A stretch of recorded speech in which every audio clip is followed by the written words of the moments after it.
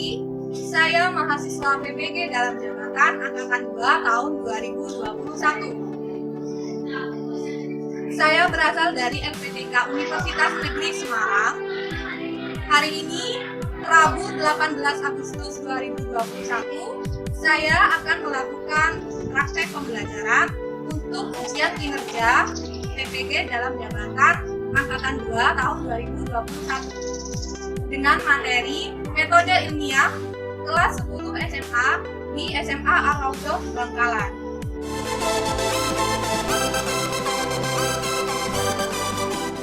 Assalamualaikum warahmatullahi wabarakatuh. Waalaikumsalam warahmatullahi wabarakatuh. Selamat pagi anak-anak. Pagi, Bu. Bagaimana kabarnya hari ini?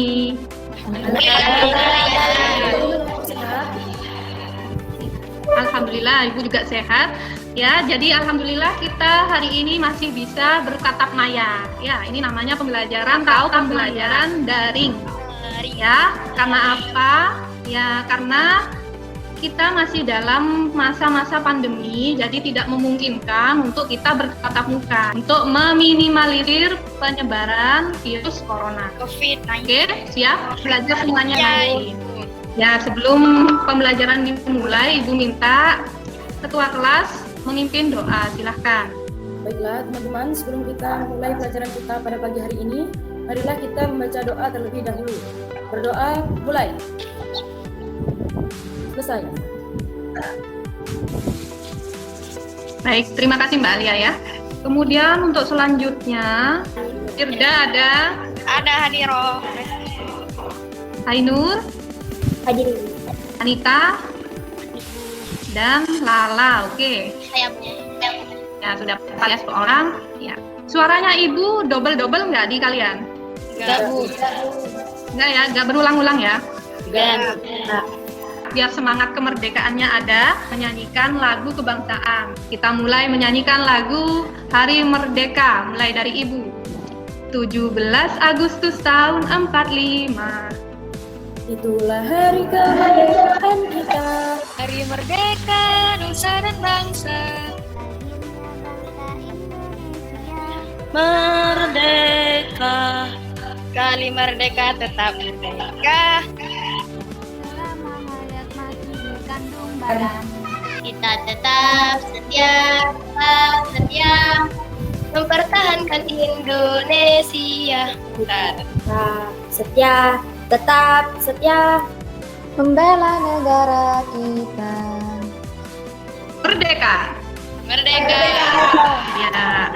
Oke, sekali lagi biar semangat pakai jargon. Jargon kita gimana kemarin? Kimia.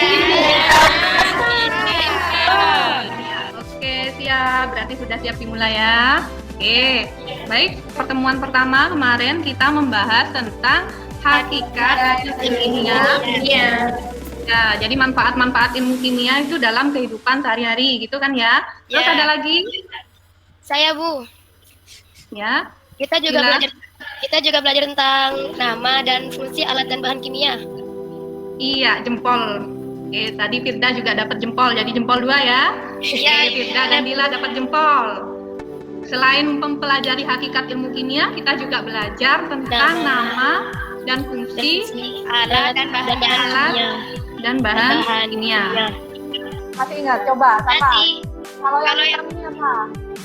tabung reaksi. Satu orang saja yang jawab, coba perwakilan Tabung semua. reaksi. Yang ini, yang putih. Alia, ya silahkan. Alu dan mortar, Bu. Iya, pintar. Sip, jempol lagi. Kalau yang ini, Lagu Endermeyer, Bu. oke, berarti masih inget ya. Oke, berarti Ibu sudah anggap kalian masih ingat materi minggu lalu. Nah, untuk materi pertemuan kali ini kita akan membahas metode ilmiah. Tapi sebelum itu, Ibu adakan pretest dulu. Wow. Ya, dan silakan dijawab. Jangan cepet-cepet.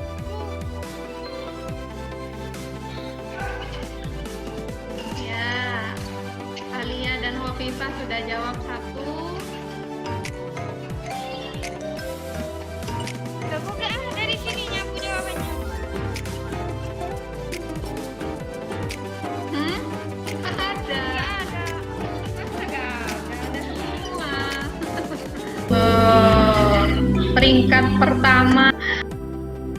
biar bisa termotivasi. Apa sih fungsinya belajar metode ilmiah?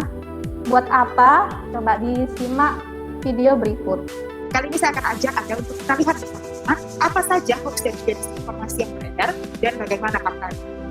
Yang pertama, di sini ada disinformasi yang beredar di media sosial. Kemudian gambarnya adalah ini ada satu gambar yang berisikan daftar obat COVID-19 yang sudah teruji dan digunakan di Wisma Atlet Jakarta.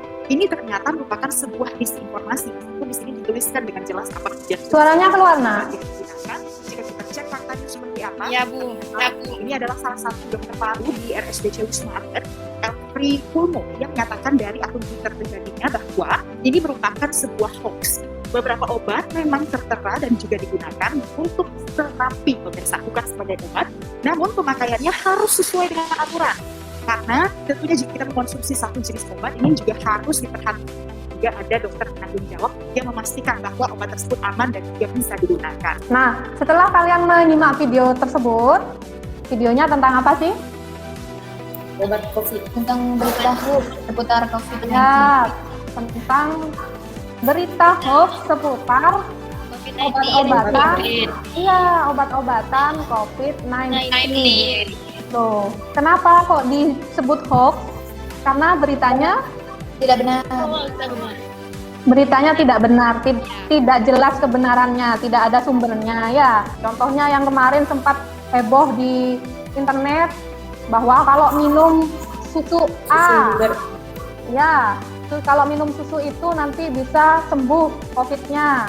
Akhirnya panik buying, semuanya pada beli susu itu, ya kan?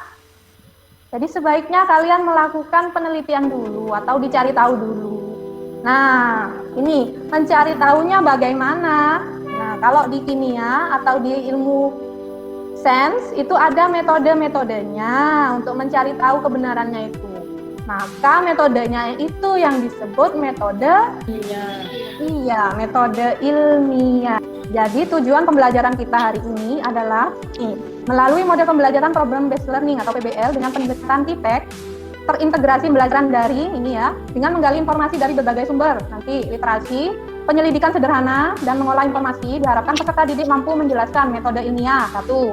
Kemudian yang kedua, mampu menjelaskan hakikat ilmu kimia, keselamatan dan keamanan di laboratorium, dan peran kimia dalam kehidupan, serta menyajikan hasil rancangan dan percobaan ilmiah dari masalah kontekstual, sehingga peserta didik menunjukkan rasa ingin tahu, disiplin, jujur, objektif, terbuka, mampu membedakan fakta dan opini, ulet, teliti, dan bertanggung jawab, serta kreatif, inovatif, demokratis, dan komunikatif dalam berdiskusi yang diwujudkan dalam sikap sehari-hari, serta dapat mengembangkan kemampuan berpikir kritis, berkomunikasi, berkolaborasi, dan berkreasi, atau disebut dengan keterampilan 4C sesuai tuntutan abad 21, generasi Z.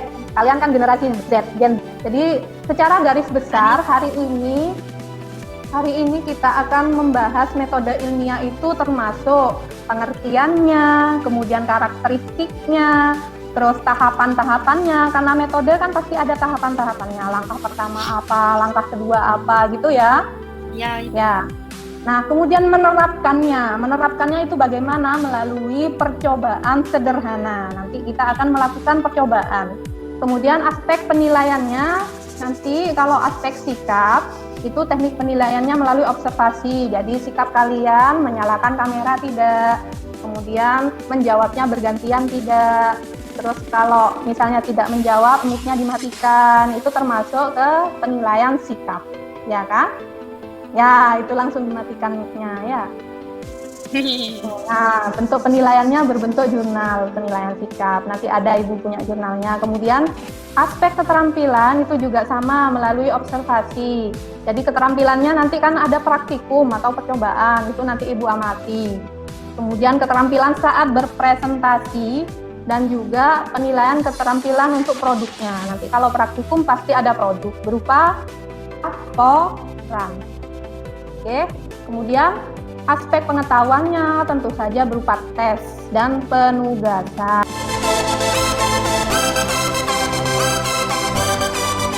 Informasi platform yang dilakukan siap diadakan oleh tersangka di wilayah Jawa hingga Jakarta.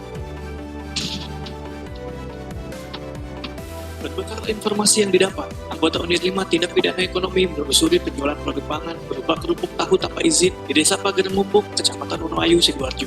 Setelah melakukan penyelidikan, diketahui kerupuk tahu dibuat dengan campuran bahan berbahaya. Dalam penggeledahan, didapati 25 sak borak yang disimpan di gudang dan juga 3,9 ton kerupuk tahu siap edar. Tersangka mengaku setiap bulan bisa mengirim kurang lebih 650 plastik kerupuk dengan omset mencapai 175 juta rupiah. Tersangka SN dan ST sudah melakukan penjualan kerupuk tahu sejak 2015 lalu. Seperti ini, ya, atau borak ini. Ya, ini kalau digunakan ini seharusnya peruntukannya adalah untuk bahan bangunan. Konsumsi makanan yang mengandung borak sangat berbahaya bagi kesehatan. Bahkan dalam jangka panjang bisa menyebabkan kanker hingga berujung pada kematian. Eko Yudo melaporkan dari Sidoarjo, Jawa Timur. Nah, Berbahaya. videonya apa barusan? Borak, yang mengandung borak. Iya, tentang kerupuk tahu yang ternyata mengandung borak. Nah, setelah mengamati video itu pasti kalian ada tanda tanya. Ada, Bu. Silahkan Fadila. Bagaimana kita caranya mengetahui makanan itu mengandung borak atau tidak? Bagaimana cara mengetahui makanan mengandung borak apa tidak? Oke, bagus, itu sudah nyambung. Nah, ada lagi pertanyaannya? Saya, Bu. Anita, silahkan. Bagaimana rumus kimia borak, Bu? Coba di-search di Google, dicari tahu rumus kimia borak. Coba. Nanti yang sudah tahu Ibu kasih poin 1. Na2 B4 O5 OH4 8 H2O. Rumus kimianya Na2 B4 O7 atau natrium borat. Ya, atau ditemukan dalam bentuk asamnya, asam borat. Ya, jadi H2 B4 O7. Ternyata borak itu tadi seharusnya digunakan sebagai apa? Bahan bangunan. Bahan bangunan, malah dipakai untuk bahan makanan.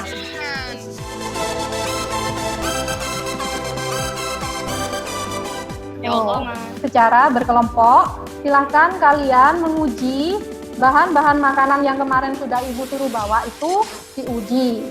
Nah, menggunakan apa larutan ujinya? Itu nanti dicari tahu di literatur, di internet. Larutan uji yang cocok untuk menguji asam borat atau borak. Itu ya. Kemudian langkah kerjanya juga bagaimana? Ya. Nah, itu diisikan di LKPD. Coba Ibu tampilkan dulu LKPD-nya. Sudah di-print semua LKPD-nya? Sudah, Bu. Nah ya, ini nanti secara berkelompok, ini diisi kegiatan satunya, ya. Terus ini juga ada studi kasus.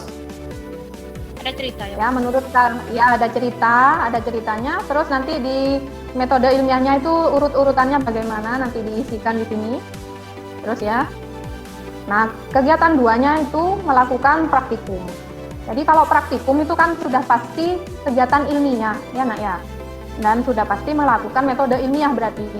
Ya. Nah, metode ilmiahnya itu diterapkan di praktikumnya, berarti observasi awalnya apa diisi nanti di sini ya. Identifikasi masalahnya juga diisi. Identifikasi masalah itu sama dengan perumusan masalah. Jadi tadi pertanyaannya, kata tadi Ainur, Fadilah sama Anita, pertanyaannya itu nanti ditulis di situ sebagai rumusan masalah. Kemudian kalau ada masalah, ada pertanyaan, pasti ada hipotesis. Hipotesisnya kalian tulis di sini. Apa sih hipotesis? Hipotesis. Jawaban dari tadi. Ya, jawaban sementara atau dugaan sementara dari masalahnya itu ya. Kemudian ada variabelnya, ada 3. Dicari di literatur ya, cari di internet ya.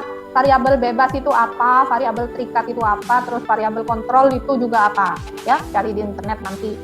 Terus nah ini alat dan bahannya, terus alat-alatnya juga diisi. Alatnya itu kira-kira kalian pakai alat apa yang ada di pondoknya dan gampang diperoleh, jadi gak usah pakai alat lab ya. Kalau kan minggu kemarin kita belajar tentang alat lab, tapi kan tidak semua ada di pondoknya. Kalau mungkin hanya pipet mungkin ada, gelas ada, kalau yang lain kan nggak ada. Silahkan diganti nanti, dirancang ya. Ya, Bu. Oke. Dan prosedur kerja. Langkah kerjanya juga hasil pengamatannya berupa tabel. Ini ya, nama bahan makanannya ditulis. Terus hasil sebelum dan sesudahnya. Sebelum dan sesudah apa? Sebelum dan sesudah diuji. Jadi bahan makanannya itu sebelum diuji seperti apa dan setelah diuji seperti apa. Silahkan tulis di situ. Oke, terus keterangannya nanti diisi berdasarkan hasil pengamatan itu positif mengandung borak apa tidak gitu. Mengandung borak, tidak mengandung borak gitu aja keterangannya. Paham? Paham, Bu. Nah, sudah. Terus ini untuk analisis datanya dijawab. Nah, itu dibuat dalam bentuk apa, Bu? Dalam bentuk PowerPoint, terus nanti dipresentasikan. Nah, itu Ibu minta yang presentasi mungkin salah satu kelompok. Nanti kelompok yang lain menanggapi. Terus jangan lupa nanti hasil praktikumnya berupa video, jadi nanti direkam, ya, praktikumnya itu direkam. Selain ditunjukkan ke kamera selama proses praktikum, itu hasilnya direkam, terus berupa laporan. Nah, terus hasil diskusinya berupa presentasi. Diskusinya di mana? Silakan kita ke room masing-masing per kelompok. Ya, silakan ke room masing-masing.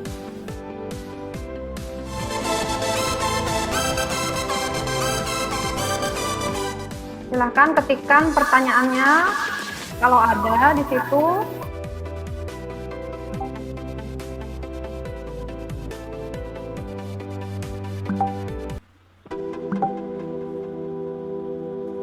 Ya, kelompok emas itu menganalisis bakso di pondok ya.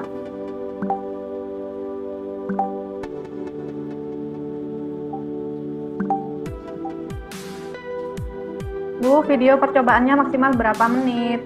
Tidak boleh lebih dari 10 menit ya. Biar tidak terlalu besar yang ngirim email ke Ibu. Coba ini ada pertanyaan dari kelompok emas.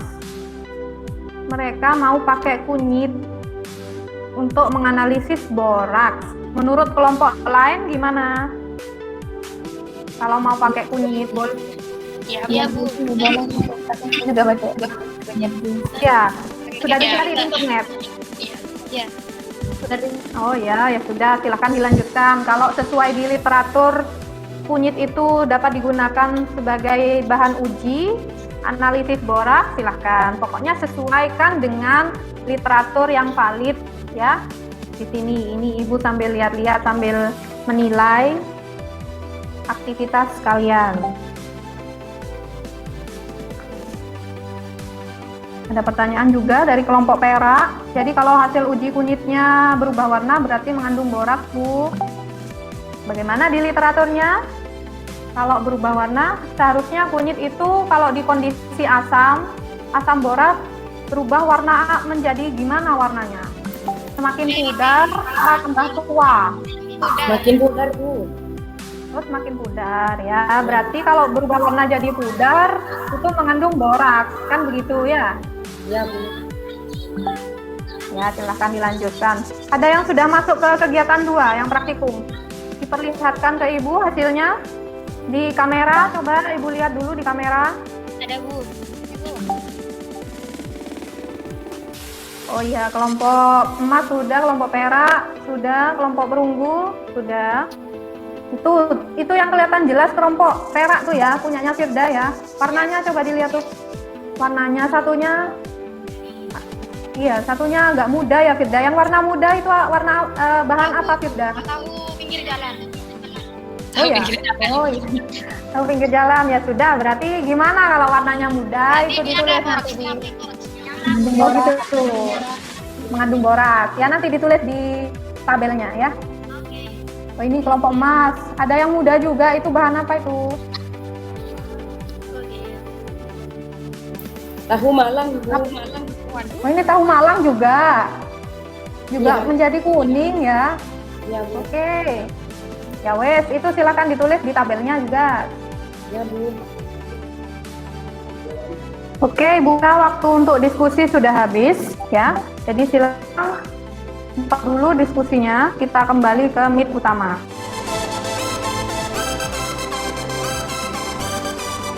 Oke, sudah siap presentasi? Yuk, kegiatan 1 yang mau menjawab dari nomor 1, kelompok berapa? Metode ilmiah adalah proses berpikir untuk memecahkan masalah secara sistematis, empiris, dan terkontrol. Ya, bagaimana? Ada tanggapan dari kelompok lain? Setuju? Setuju, kelompok lain. Oke. Baik, ini sudah kelompok emas sudah menjawab yang kegiatan 1 nomor 1, berarti kegiatan 1 nomor 2-nya sekarang. Kelompok siapa? Perak ya? Ya, Bu. Silahkan. Karakteristik model ilmiah antara lain adalah A. Sistematik. Sistematik artinya suatu penelitian harus disusun dan dilaksanakan secara berurutan, sesuai pola dan kaidah yang benar. Terus? Dari yang mudah dan sederhana sampai kompleks. Yang B, logis. Logis artinya yaitu suatu penelitian dikatakan benar bila dapat diterima akal dan berdasarkan fakta empirik. Ya, ada lagi? Ada, Bu. Yang C, empirik. Empirik yaitu suatu penelitian yang didasarkan pada pengalaman sehari-hari yang ditemukan atau melalui hasil coba-coba yang kemudian dianggap sebagai hasil penelitian. Dan yang terakhir, replikatif. Replikatif yaitu suatu penelitian yang pernah dilakukan harus diuji kembali oleh peneliti lain dan harus memberikan hasil yang sama bila dilakukan dengan metode, kriteria, dan kondisi yang sama. Iya, berarti menurut kelompok perak itu karakteristik metode ilmiah ada 4 ya. Yang pertama sistematis, yang kedua logis, empirik, dan replikatif. Ada tambahan dari kelompok lain? Setuju, Bu. Untuk ngecek apakah benar sudah menyimak jawabannya kelompok perak. Sistematis itu apa? Jadi sistematis itu melakukan suatu penelitian secara berurutan, Bu. Sesuai dengan Secara pola berurutan, oke. Nah, misalnya kalian ingin melakukan penelitian tentang vaksin itu. Jadi kan tidak ujuk-ujuk keluar ini loh produknya vaksin, kan harus diuji dulu dari sampelnya menggunakan satu hewan dulu, dari hewan. Kalau sudah berhasil baru ke manusia, manusianya 1 dulu. Kalau berhasil baru manusianya banyak, kan gitu ya. Nah, itu namanya sistematis, tersusun tuh ya. Coba kelompok perunggu dibaca hasilnya. Roni adalah seorang peneliti muda, ingin membuktikan apakah benar makanan yang baru saja dimakan dapat menyebabkan penyakit sakit perut.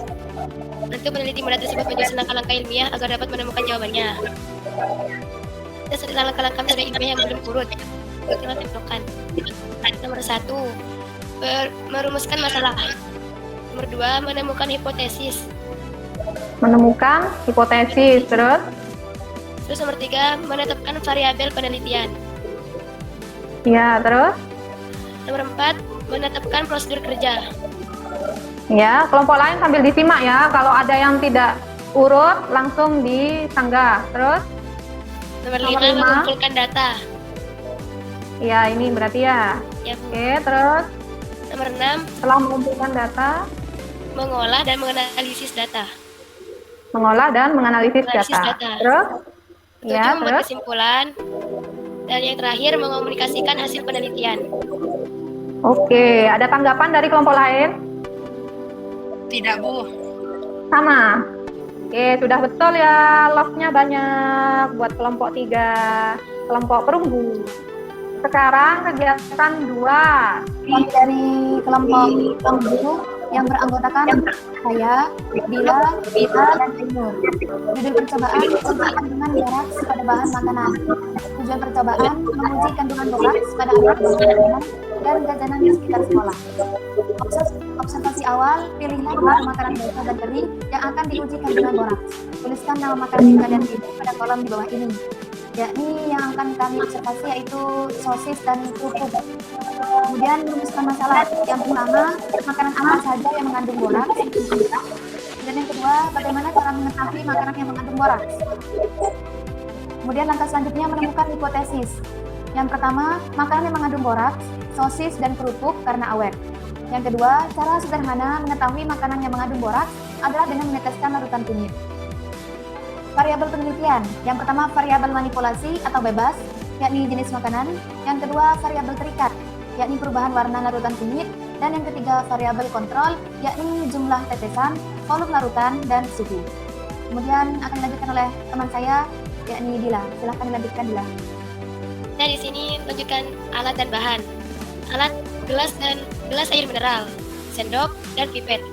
Bahannya sosis, kerupuk, tisu, larutan kunyit, dan air. Terus prosedur kerja, masukkan masing-masing satu sendok sampel bahan makanan ke dalam gelas. Kedua, tambahkan air pada masing-masing gelas sampai setengahnya. Volume masing-masing air diusahakan sama. Ketiga, aduk menggunakan sendok hingga bahan makanan larut dalam air. Keempat, tetesi masing-masing gelas dengan 5 tetes larutan kunyit. Kelima, amati dan catat perubahan warnanya. Keenam, bandingkan warna akhir larutan sampel dengan warna larutan kunyit. Terus pengumpulan data. Nomor 1, nama bahan makanan, sosis. Hasil pengamatan sebelum warna larutan sosis kecoklatan. Yang sesudah, warna larutan kunyit tidak berubah. Maksudnya sosis tidak mengandung boraks. Yang kedua, kerupuk. Hasil pengamatannya, sebelum dikasih larutan kunyit, warna larutan kerupuk putih pucat. Setelah dikasih larutan kunyit, warna kunyit memudar. Keterangannya, kerupuk mengandung boraks. Ya, sampai sini dulu. Oh, ini hasilnya ya, hasil fotonya. Oh, yang mana yang larutan kerupuk? Yang ini, Bu. Yang di atas, Bu. Yang di atas. Ya. Kalau yang sosis yang mana? Yang ini, Bu. Terlihat di sini ada perbedaan warna? Bisa. Ada. Ya. Ya. Oke. Yang lebih muda yang mana warnanya? Yang kiri. Kerupuk. Yang kerupuk. Ya. Tadi gimana berdasarkan hasil penelusuran literatur? Kalau warnanya pudar berarti mengandung boraks. Iya. Oke, berarti yang larutan kerupuk ini terindikasi mengandung boraks. Karena warnanya pudar, warna kunyitnya pudar. Kunyit itu mengandung zat warna yang jika dalam kondisi asam dia akan warnanya. Jadi warnanya menjadi kuning. Kan warna aslinya kunyit oranye, ya. Ya, Bu. Nah, asam boraks itu kan asam boraks.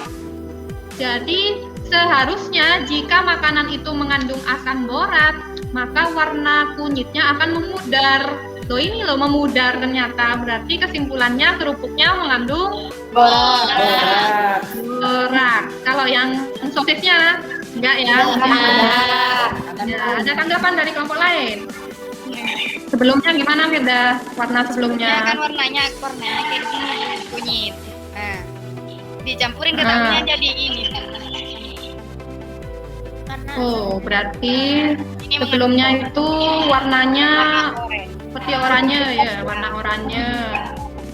Setelah dikasih kunyit, warna kunyitnya memudar. Oke, berarti kesimpulannya Borak.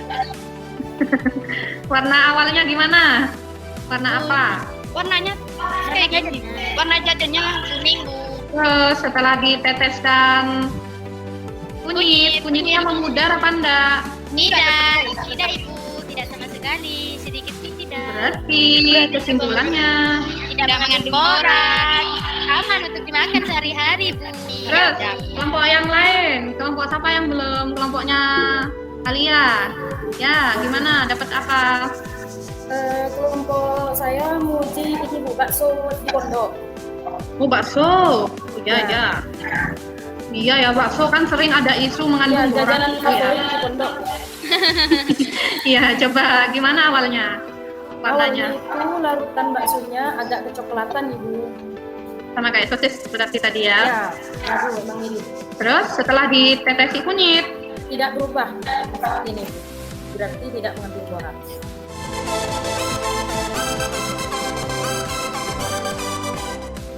Analisis data yang pertama, larutan mana yang merupakan larutan sampel? Jawab, larutan bahan makanan.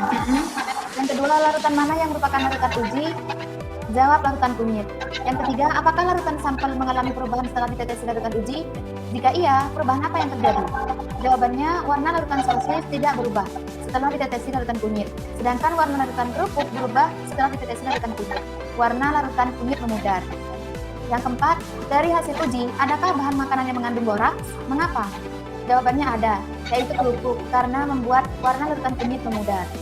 Makanan hasil uji kelompok kami yang mengandung boraks adalah kerupuk. Cara sederhana mengetahui kandungan boraks dalam bahan makanan adalah dengan ditetesi larutan kunyit. Jika warna larutan kunyit memudar, maka makanan tersebut mengandung boraks. Terima kasih. Oke, itu kesimpulan dari kelompok perunggu. Barangkali ada kesimpulan lain dari kelompok yang lain, silahkan. Ya, sudah. Berarti tagihannya nanti kalian yang pertama harus mengirimkan file laporan, sudah pasti, ke emailnya Ibu, kemudian file video praktikumnya. Oke? Ya, Bu. Oke.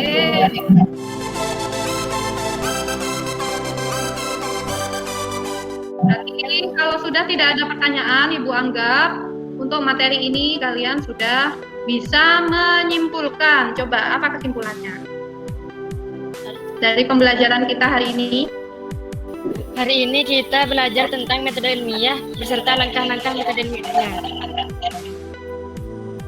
Iya, metode ilmiah ada langkah-langkahnya juga. Terus ada lagi yang mau menambahkan? Saya, Bu.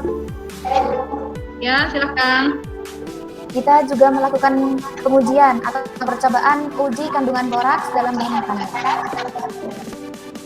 Iya, selain belajar tentang metode ilmiah, kita juga belajar menerapkannya dalam percobaan. Ya, dan percobaannya tadi ada uji sederhana ya, untuk kandungan boraks. Ya, kenapa Ibu ambil uji sederhananya? Karena kalian kan sedang tidak di sekolah, sedang tidak di lab. Seandainya kita di lab, kita bisa melakukan uji yang sebenarnya, kandungan boraks. Jika makanan itu terindikasi mengandung asam boraks, maka larutan itu akan mengubah warna larutan kunyit menjadi memudar. Jadi warna oranyenya memudar, jadi warna kuning. Itu secara sederhana.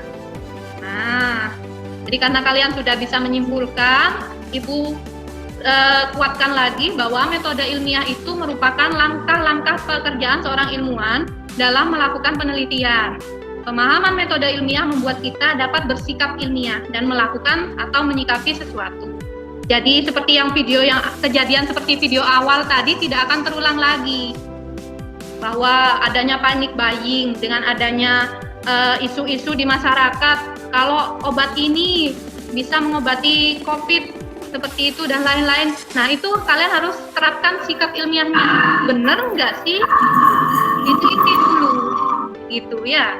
Jadi jangan mudah percaya. Jadi harus dibuktikan dulu atau minimal melakukan studi literatur. Oke. Nah, apa saja langkah-langkahnya metode ilmiah itu? Ada kurang lebih ada 8 atau bisa disimpulkan lagi. Terus ini ada yang pertama merumuskan masalah. Kemudian menemukan hipotesis. Hipotesis itu adalah jawaban sementara dan menetapkan variabel dan menetapkan prosedurnya. Jadi langkah kerjanya yang akan kita lakukan dulu dan mengumpulkan data itu dengan cara melakukan praktikum atau percobaan. Mengolah dan menganalisis data dibuat dalam tabel atau grafik atau yang lain-lain. Kemudian baru dibuat kesimpulannya. Nah, kesimpulan itu harus dikomunikasikan dalam bentuk laporan, bisa jurnal, bisa teori, dan lain-lain. Ya, ini karakteristik metode ilmiahnya. Ada sistematis, ada replikatif, empirik, dan logis. Yang tadi sudah dijelaskan. Kemudian, ada juga sikap ilmiah. Sikap ilmiah itu meliputi disiplin dan tekun, jujur, objektif, kritis dan teliti, bertanggung jawab, terbuka dan rendah hati, suka membaca, rasa ingin tahunya tinggi, dan lain-lain. Jadi, untuk menerapkan metode ilmiah, kalian juga harus punya sikap ilmiah. Jadi, jangan mudah percaya, jangan tidak jujur, ya harus jujur. Karena kejujuran itu penting dalam menjadi seorang yang bersikap logis. Ya. Nah, ini untuk mengetes pengetahuan kalian, yuk kita kuis dulu. Coba, kuisnya tetap di link yang tadi.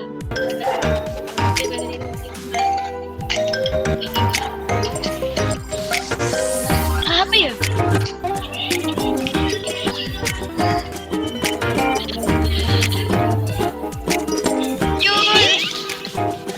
Bener ya?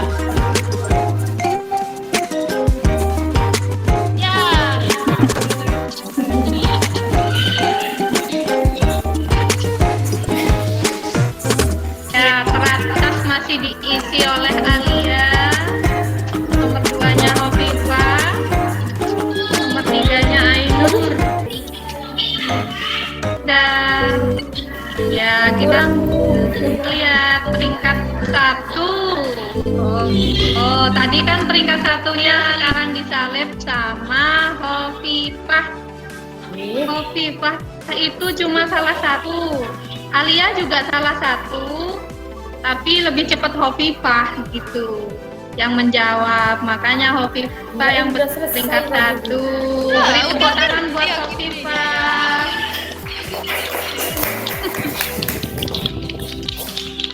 Iya, peringkat 2-nya Alia, peringkat 3-nya Zahro. Apa ya? Warda. Oh, Warda ternyata peringkat 3. Ya, Warda. Oke, sudah bagus.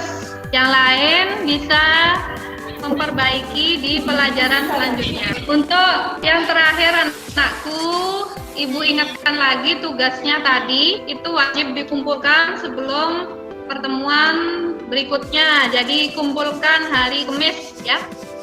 Oke. Tugasnya tadi dikumpulkan hari Kamis maksimal jam 5 sore. Dikirim ke emailnya Ibu. Ya. Terus untuk refleksi nanti kalian tuliskan di jurnal refleksinya bagaimana pembelajaran kita hari ini, apakah menyenangkan atau kurang menyenangkan, nanti diisi di jurnal siswanya ya.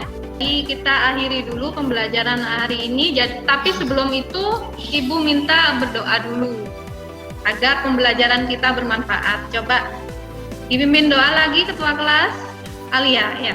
Silakan. Berdoa mulai.